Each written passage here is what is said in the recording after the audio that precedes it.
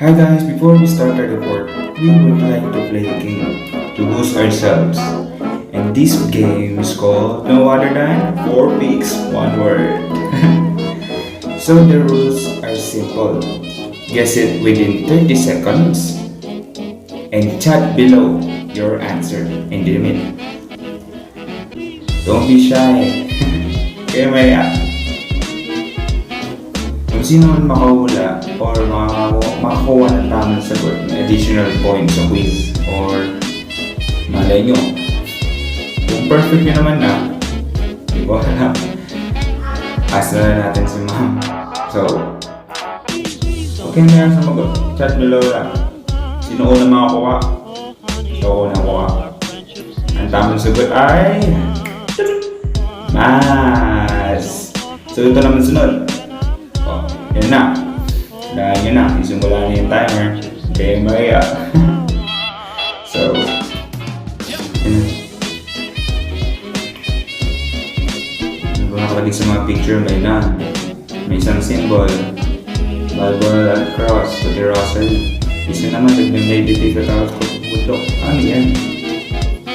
Ang pinagkapare-parehas nila. Ano kaya? Unang sagot. Religion. So next, ito naman na. Buong authors naman na, diba? Chat below lang. Kung alam niyo yung sagot. Pero yeah, sa additional points din yan.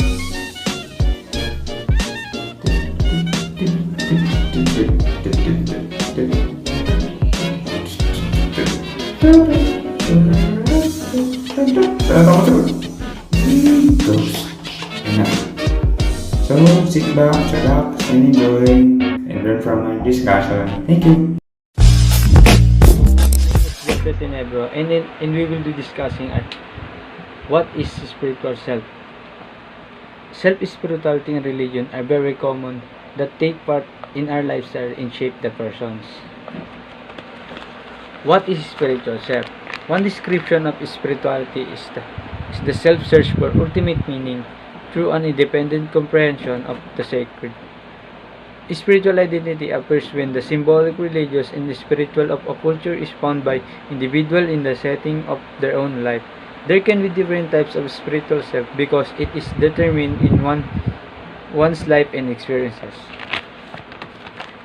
Spiritual self, ito yung pagkakakilanlan kung ikaw ba ay isang mabuting reliyoso at kung nagamit mo ba ang pagiging reliyoso mo sa tama. At nagkaiba ang spiritual na sarili sapagkat natutukoy dito sa buhay ang karanasan ng isang tao. What is spiritual self? Another definition of spiritual identity, persistent sense of self that addresses ultimate questions about the nature, purpose, and meaning of life, resulting in behaviors that are consonant with the individual's core values. Ito naman, isa pang ibig sabihin ng spiritual identity ay ang paulit-ulit na pakiramdam sa sarili na tumutukoy sa kalikasan, layunin at kahulugan ng isang buhay na nagresulta sa mga pag-uugali na may pare-parehong halaga na gawain ng isang individual na tao. What is spiritual self? Another description of mind, body, soul, and spirit is holism of one inner self being of one whole.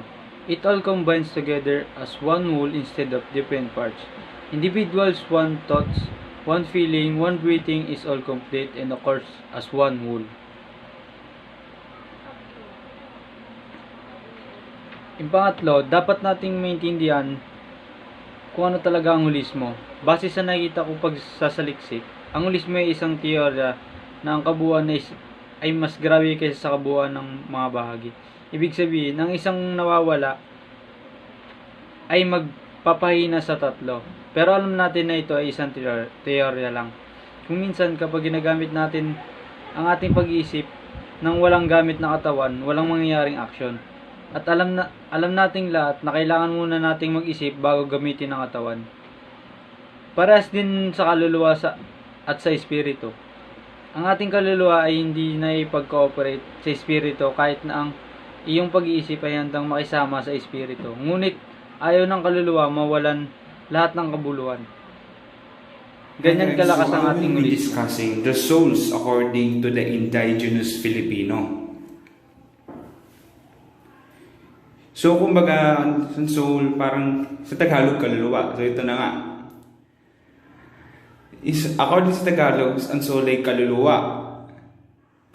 Karamihan na natin man naririnig yan dahil karamihan sa atin ay mga Tagalog. Nagtatagalog pala. Ayon naman sa mga Bagobos, ito ay Gimokud. Ayon naman sa mga taga-Bukidnon, ito ay Makatu. Ayon naman sa mga Ilonggo, ito ay Dungan, na nagaling sa salitang kalag, na alive, at detached, na free. Ayon naman sa mga Ibanag, ito ay ikaruruwa. Ayon naman sa mga taga-Ilocano, ito ay kakadudwa. Sabihin daw, ang physical body natin, kumbaga parang naghihiwalay yung soul natin. Parang hindi ba talaga, parang originally, tayo lang talaga yung soul. Ito lang container natin, yung katawan natin. Parang ayon sa kanila. So, mas liman pa natin ayon sa mga ibang eksperto or ayon din sa atin. Kaluluwa, ikaruruwa, or karuruwa, at inikadudwa all comes from the root word duwa, two. That is because the soul has two existence, one physical, where it is connected to the human body and its life, and the other spiritual, where it exists on its own. So parang sinabi ko nga dito dun ayon sa mga Ilocano, pero iba pa yun. Tatalakayan pa natin mamaya. So di ayon sa kanila dito, ang kaluluwa ay two existence sa isang person. Meron tayong human body, yung physical self, kumbaga tangible siya, nakahawakan. Yung isa naman, meron kaluluwa, yung spiritual, kumbaga yung soul, spirit. Para nigit natin pag namatay tayo, bigla lang may lumulutang ganun sa mga palabas. Ayun yun. Ayun ang kaluluwa. Ayon naman sa mga Ilocano. Ilocano or kadudwa further derives the kadudwa meaning companion. The doubling of God intensifies the nature of the companionship so that the meaning of a constant companion or inseparable companion, therefore attached companion of a living person. Kung sa kanila, parang meron tayong mga spirit animal ba? Parang ganun. Meron tayong kambal na ahas, yung paniniwala nila. Ganun. So next. According to Mariano Gatana, for Filipino groups, the soul is not taken as a principle of life. Kumbaga sa kanila, ang soul ay hindi parte ng isang buhay. Kumbaga hindi yun part talaga ng self natin. Lakayin na natin. The phenomenon the Ibanags called mekaruruan from the word mi, and the karuruan means to rid of the soul. It is a state which, because of shock, the soul leaves the body. And the body is alive without sense and a rudderless birth or direction. Kumbaga parang umaalis yung kaluluwa sa katawan natin para pag feel nila parang malapit to sa, kumbaga parang nakomatose ka. Natatanggal yung kaluluwa sa katawan mo, yung paniniwala nila. Tapos or parang sa paniniwala ng iba, nakukuha ng ibang engkanto na bigla na lang parang sinabi nila pagkapunta ng bundok, ganyan, may sinira-sira sila doon. Sabay pagbalik dito sa Maynila, parang na lang isang tao na naglalakad na walang pakiramdam. Ganun, parang nagbabago daw. Dungan or soul of the Ilonggos is not normally seen by the human eye. Sometimes. However, it comes out of the body as taken as visible form, such as an insect, housefly, or a moth, or small animal like a lizard. Dito naman, parang sinabi na ayon sa mga Ilonggo, parang lagi na sinasabi na kailangan lagi ka kumain bago matulog. Kundi, lalabas yung lalabas yung alaga mo sa katawan sa gabi. Parang, mapagkamalan daw, maging insekto ka or anything, mapatay ka. Ayun ang paniniwala nila sa soul. Pero may iba din pa mga klaseng ways yan. Parang pamahiin na rin minsan ng iba dito. So, ito ha. According to E. Azernio Manuel, the folk believe that soul can leave the body involuntarily too. So, maaari din umalis yung kaluluwa natin na hindi mag-isa. Kumbaga, may nagpilit or may gumagawa. Among the people of Alaminos, Laguna, when a child gets frightened, it's believed that the kaluluwa departs from the body. The babysitter or the mother shows concern by calling the child's soul back, saying, "Uli-uli, Kalagyo Maria. Magbalik ka sa bahay." Or come back, namesake of a soul Maria, return to your human body. The child becomes normal again in the moment the kaluluwa rejoins the body. Parang sinasabi na ito, parang psychological warfare na lang din eh. Parang pag natakot yung bata, pipilit sasabihin nila na, "Uli-uli Kalagyo Maria, magbalik ka sa bahay." Parang pinapaalala din nila sa mga bata na katakutin mo din, matakot kang matakot. Parang ganun ba? Kasi kung matatakot ka, para matatanggo yung kaluluwa mo sa katawan, tulad nakikita natin sa Tom and Jerry, yung bata tayo. Ito natin yung kaluluwa nito, pag tinamaan ng martilyo, nawawala. Bigla na lang babalik mamaya-maya. Another involuntary departure of a soul happens when it lured or captured by bad spirits or encanto. Among Visayans, it may be imprisoned. Para nakikita natin, marami tayo naririnig eh. Kaya mayroon mga albularyo, diba? Para nangyayari dito, habang bata tayo, syempre paborito tayo ng mga baby pa tayo. Kaya binibigyan tayo ng mga charms, diba? Meron tayo dati habang baby tayo, mga bracelet tayo na itim pati red para dito tayo kunin. Or may mga may bawang pa dito nakasabit sa atin para dito tayo kunin ng aswangin.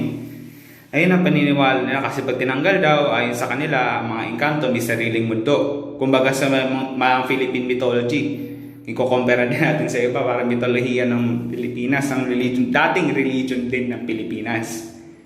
Na aniniwala tayo sa nature, may sarili silang spirits.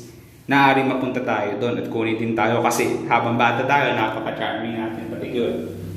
At tumanda, wala na. So next. Dungan is ethereal. Ito ba sinabi ethereal from the wind burns, something light and airy. It travels with the air or the wind. Sabi dito, ang dungan sa kanila, sa mga tawag dito, sa mga Ilocano ba yun? Sa kanila, ang kaluluwa natin, madalis lang umalis. Kasi sobrang yung gaan eh.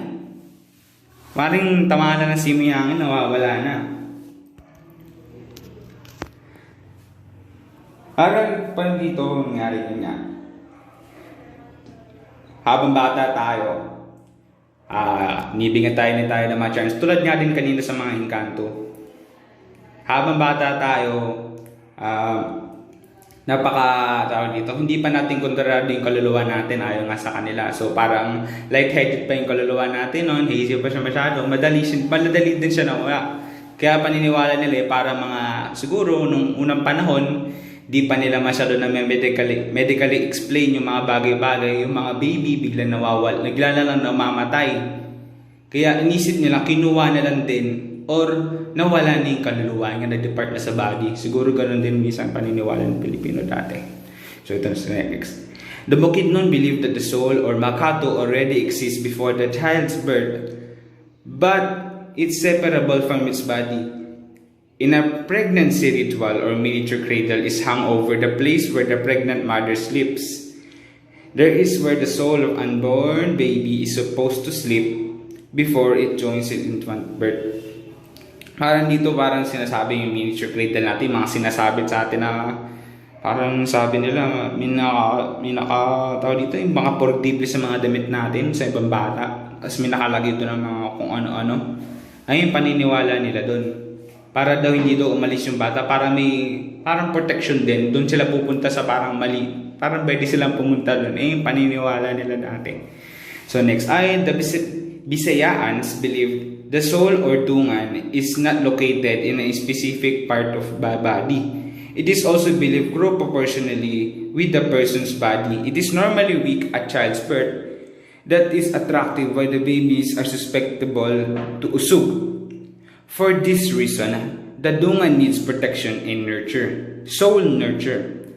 The folk believe means to perform of a child old spirit rituals, many of which are followed in the provinces today. Actually, hindi lang basta sa provinces. Minsan naniniwala din nanay ko dito ng bata ako. Nakikita ko, may nalagaan yung kapatid ko eh. Kasi may nalagay-lagay siyang dito para di daw mausog. May mga beads dito. Ganyan, sabay may pa insenso pa sa bahay natin. Kasi daw yung mga, baka daw inkanto yun kasi kaya malapit daw na puno sa amin. Next. Ito. Bisayan dungan has secondary meaning of willpower. Lakas ng loob. A strong dungan is an intellectual and psychological capacity to dominate or persuade other to one's of thinking. A person with lot of willpower to said have strong dungan. Para malakas yung kaluluwa mo, malakas kaluluwa yan, malakas kandigan yan. Parang sinasabi nila yung mga alamat o mga dito, number 1, mga albularyo eh. Hindi daw mauusog yun kasi malakas daw yun parang sinasabi ni mga medalyon, ganun, anting-anting. Minsan nasa dugo na daw talaga, dumbugaw. At death, the dungan leaves the body part via nose, eyes, ears, and other orifice, and eventually goes with the air or the wind towards the upper region. There is weight until it can find another body to enter. So, parang ito yung other paniniwala ng mga sa parting Bisaya, kasi dami kasi mga Bisaya eh. Iba't ibang isla din yan. Sa kanila, parang ito rin yun eh. Sabihin natin, parang reincarnation. Kasi iba naman sa reincarnation eh. Parang ito naman yung parang lumilipat yung kaluluwa sa katawan. Hindi ko alam tawag. Parang reincarnation na nga rin talaga nga. So, mangyayari, pag namatay daw, maaaring umalis na yung kaluluwa sa ilong natin, sa mata natin, sa ears natin, o other parts na may butas, or pwede labasan ng hangin. Ito. The Bagobos believe when the throbbing of the skull cap ceases, the soul exits what used to be the fontanel. Kumbaga bunbunan. Pag yung sumakit daw bunbunan natin, parang kumikirot-kirot daw, wala din yung kaluluwa natin o gusto umalis. Ayon naman sa mga Negritos, the Negritos believe that the soul can exit through any parts including the big toe. Para sa kanila, sabihin natin dito, yung kaluluwa natin pwede lumabas kahit saan. Kahit saan parating ng katawan. Yun lang. Sana may tutunan kayo. Ayon sa next discusser natin. Thank you! Hi, I am Jericho Raven Mendibel, and I will discussing about Haviland's anthropology, spirituality, religion, and the supernatural. Worldview: the collective body of ideas that members of a culture generally share concerning the ultimate shape and substance of their reality. It means, ito yung mga tao na nag-share ng kanilang mga kaalaman at idea mula sa iba't ibang perspective sa buhay at kultura para mas mapalalim at mapalawak yung mga kaalaman nila sa mundo. At kaya silang nag-share ng mga idea nila dahil meron silang gustong mabigyan ng kasagutan na mga tanong nila sa kanila na hindi hindi nila mahanap yung sagot hanggat hindi sila nagbibigay ng mga impormasyon, like nag-share ng mga nalalaman nila. Religion is an organized system of ideas about the spiritual sphere or the supernatural, along with associated ceremonial practices by which people try to interpret and or influence aspects of the universe otherwise beyond their control. It means yung religion ay isang organized system na mayroong kaalaman sa larangang spiritual at supernatural. So, supernatural, it means mahiwaga, mga ganon. Or mga bagay na mahirap ipaliwanag. At binibigyan nila ito ng kahulugan upang maimpluwensyahan ang mga bagay na sakop at kontrolado nila. At saka ang religion is, ito ay isang mandatory na kailangan sundin ng isang tao at depende ito sa religion na sinusunod nila. At ang religion ay is yung bagay na nagbubuklod o naghahati sa mga tao upang magkaroon ng iba't ibang perspective in life. Spirituality, concerned with the sacred as distinguished from material matters.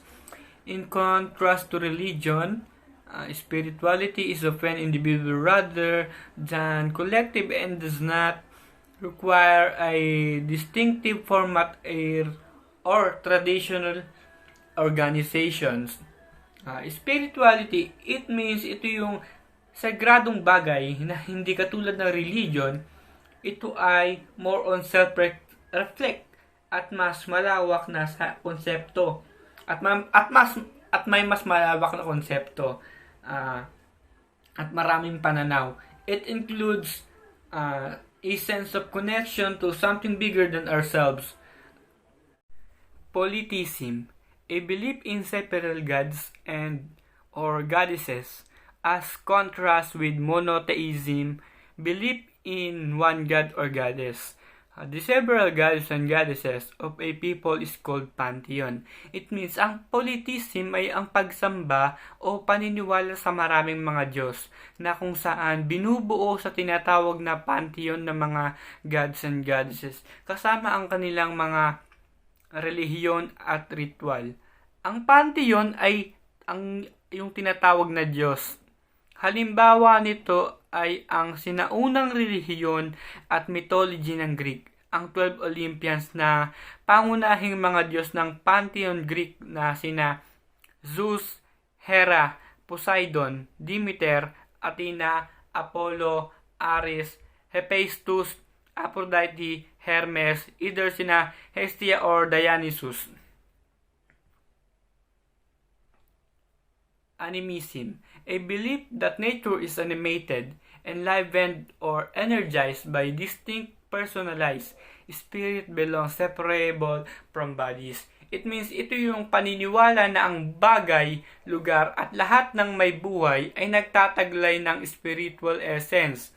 At posible na ang animism ay nakikita ang lahat ng bagay tulad ng animals, plants, rocks, rivers, weather system, at mga gawa ng tao, even mga salita.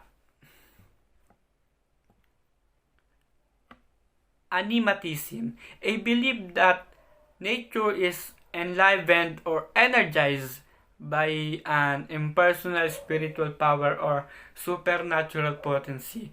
It means ito yung paniniwala na ang walang buhay ay mapaghimala at nag-e-exist sa mundo at ang mga bagay na natural o kalikasan ay binigyan ng buhay ng spiritual power or supernatural power or likas na kakayahan. Pero hindi tulad ng isang kaluluwa ng isang animism. Hi, I am Ivan Kenji Bariwad and we will be discussing what is ritual, ceremonies, and magic.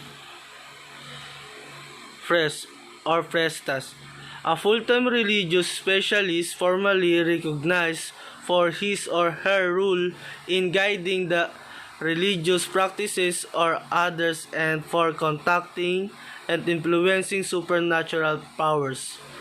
Ito naman po yung kinikilala para sa kanyang tungkulin sa paggagabay sa mga kaugaliang pangrelihiyon ng iba at para sa pakikipag-ugnay. Dito malalaman ng tungkol sa mga kapangyarihang gumagabay. At ayun po yung Prestas. Yung shaman is a person who enters an altered state of consciousness and at will to contact and utilize an ordinary hidden reality in order to acquire knowledge, power, and to help others. Yung shaman naman po, ito naman po yung mga taong nakakuha ng kaalaman at kapangyarihan upang sila ay makatulong sa iba. At sila rin po yung mga pumasok sa isang nabagong estado. Tabuo is a prohibition which if not observed leads to a penalty inflicted by magic, spiritual force, or religions. Yung tabu naman po, ito naman po yung kapag hindi mo nasunod ang pinagbabawal, ikaw ay ahantong sa isang parusang ipapataw ng mahika o mga pwersang relihiyon.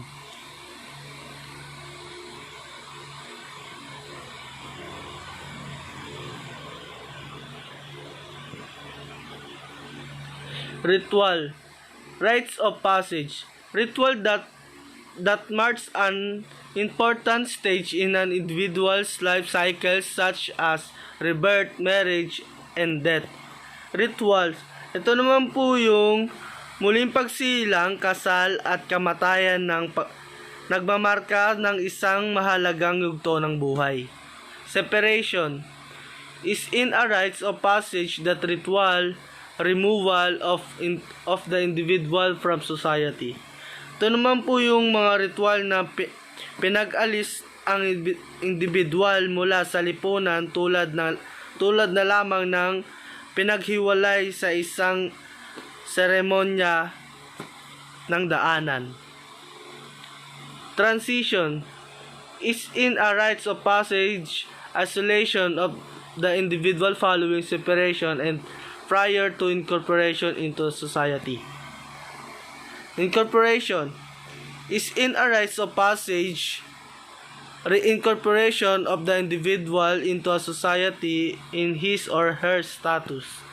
Incorporation, ito naman po yung muling pagsasama ng individual sa lipunan sa kanyang bagong katayuan. Rites of intensification, ritual that takes place during a crisis in the life of the group and service to bind individuals together. Ito naman po yung nagaganap sa panahon ng isang crisis sa buhay ng pangkat ng nagbibigkis sa mga individual. Nagaganap lang po ito tuwing sa panahon ng crisis.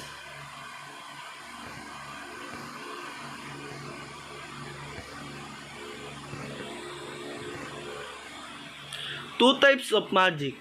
Imitative magic. Magic based on the principle that's like produce like sometimes called sympathetic magic. Ito naman po yung mga tinatawag na ang pagkakasundo ng mga mahika na nakabatay sa nais gumawa. Contagious magic. Magic based on the principle that things or person once in contact can influence each other after the contact is broken. Ito naman po yung kapag ang contact ay nasira ay maaaring naka-impluensya sa bawat isa o ito ay mga bagay o katauhan.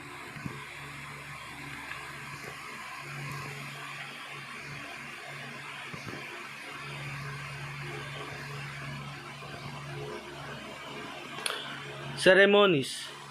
Divination, a magical procedure or spiritual ritual designed to find out what is not knowable by ordinary means, such as foretelling of the future by interpreting omens. Ito naman po yung kung paano malaman kung ano ang hindi nalalaman ng isang ordinaryong pamamaraan. Ito ay mga pamamaraan tulad na lamang ng paghula sa hinaharap. Revitalization movement. A movement that radical cultural reform in the response to widespread social disruption and collective feelings of great stress and despair. Ito naman yung kawalan ng pag-asa na mayroong matinding stress laganap sa paggagambala sa lipunan. Cargo cult, a spiritual movement in reaction to disruptive contact with Western capitalism, promising resurrection of decreased relatives, destruction of enslavement of white foreigner, and the magical arrival of utopians riches. Yung cargo cult, ito naman po yung nangangako sa mga muling pagkabuhay ng mga namatay, na kamag-anak, pagkaalipin o pagkawasak. At doon na lang po. Thank you and God bless.